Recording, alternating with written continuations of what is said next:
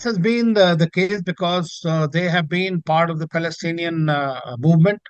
And if you remember, the PLO was also declared terrorist by the Western countries. Secondly, we have not been following this way of individual countries declaring we don't recognize some of these issues. Western countries have been doing many of the organizations and are supporting many. You remember.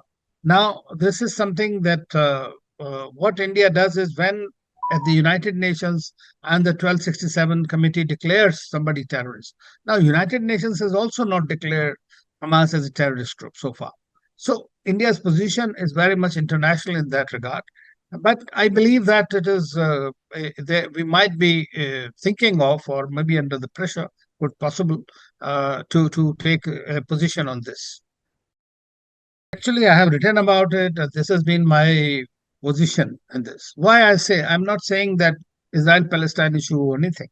I'm saying we need to look at it from a larger context. Larger context is what? Larger context is that West Asia stability and security there is of utmost strategic importance for India.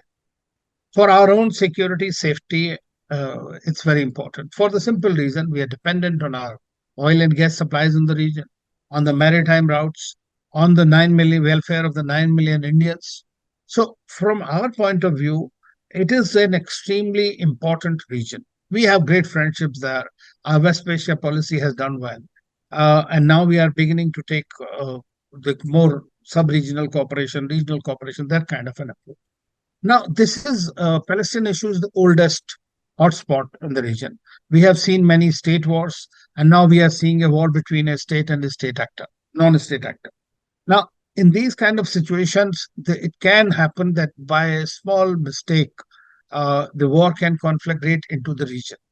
Now, if that can happen, then obviously it will have the biggest impact on us, our economy, our people, everything. So therefore, it is imperative that we have a possibility of trying to work on a solution, some kind of a solution. Why? Because we have a very excellent strategic partnership and relationship with Israel today. Apart from USA, if Israel would probably listen to any other country, this will be India. Second is that Palestinians trust India. They believe in India's position. And I remember when we upgraded the diplomatic ties with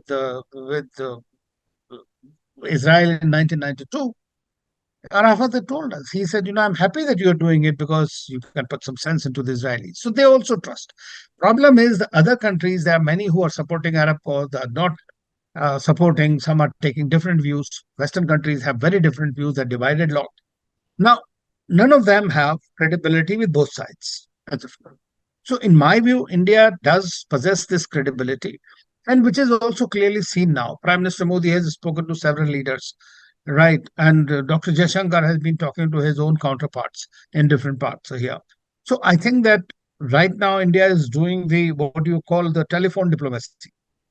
But I would presume that time should come that when we should have some kind of a special envoy or some minister or somebody, we must be seen on the ground eventually. Right now, I think we are in a position where we are trying to assess. From breaking news, detailed analysis, in-depth interviews and explainers, follow the Times of India.